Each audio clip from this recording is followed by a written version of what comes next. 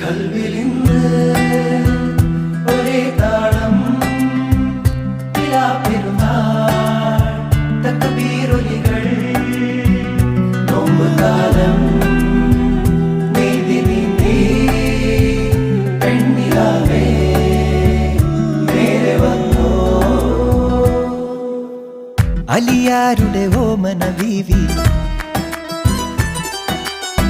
നബി തങ്ങളുടെ ഫാത്തിമ ബീവി അലിയാരുടെ ഓമന ബീവി നബി തങ്ങളുടെ ഫാത്തിമ ബീവി അൻപെഴും മെക്കയില്ലാവ് കണ്ട് തക്ബീർ വിളിക്കാനായി മണലോട് മണൽക്കാട്ടിൽ അത്തറിൻ കാറ്റു വന്നു.